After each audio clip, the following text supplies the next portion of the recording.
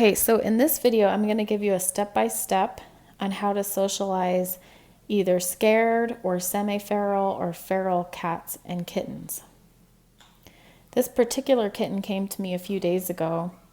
I like to keep them in their kennel for a day or two in a quiet room so they can get used to the new smells and sounds and environment that they're in. So if they are totally feral, you can even use thick leather gloves when handling them, or a thick towel and blanket works.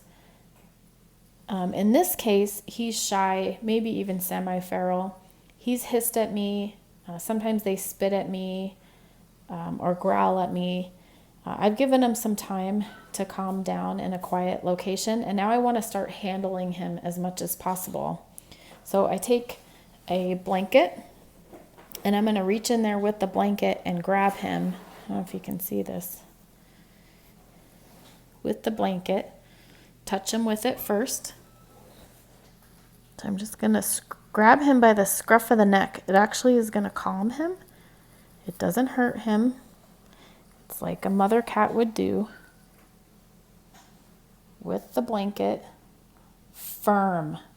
You want to be firm when you're grabbing. You can see he'll start kicking and flailing around. He's actually been here for a few days, so he's kind of calm, but you can see his back feet. He doesn't want to be held. I'm holding him very tight so he won't. Usually they don't bite, but they will try to scratch you and wiggle out, sometimes violently. So you want to hold him in that blanket really firm. Okay, so I have him wrapped in a blanket pretty tight. Like I said, you want to hold them firm. Once you start to get loose, they're going to wiggle right out of your hands and run away. When you attempt to pick them up, you'll want to make sure you're in a small enclosed area. So if he does run away, usually if you're in a bathroom, they'll hide behind the toilet and hiss at you. They'll go back in their crate. Again, pick them up with a big blanket, towel, sheet, something like that. Be nice and firm, and then hold them really close to your body. This poor little guy has an upper respiratory infection. Since it's been a couple days, he's calmer. And this is how I'll start socializing him. I'll hold him close. I'll pet his little head.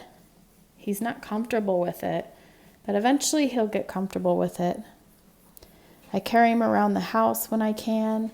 Maybe if you're in the living room or the TV's on, you'll want him to start getting used to household noises.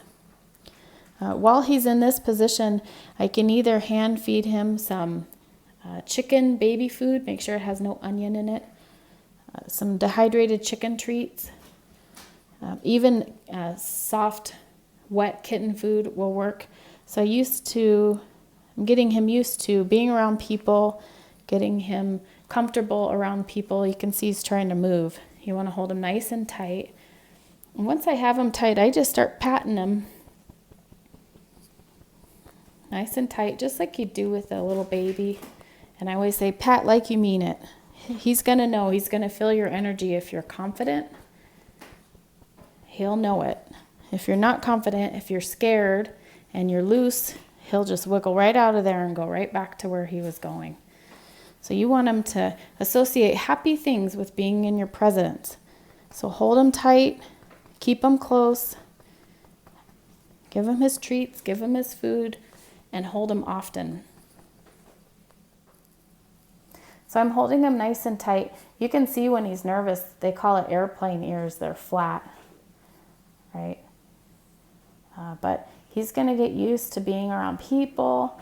I even try to bring my telephone in here, my laptop computer.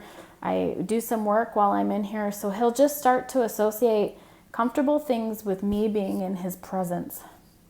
Eventually, like I said, I'll start bringing treats in here and food. I'm going to do a step-by-step video. So this is step 1 on picking him up and handling him. The next steps I'll show in a video will be having him eat food and treats from your hand, and then we'll move on to playtime. So he'll get comfortable with that. But handling your feral or shy kitten as often as possible is the most important part. And again, he's getting his pats. It'll help him feel comfortable. He might even fall asleep this way.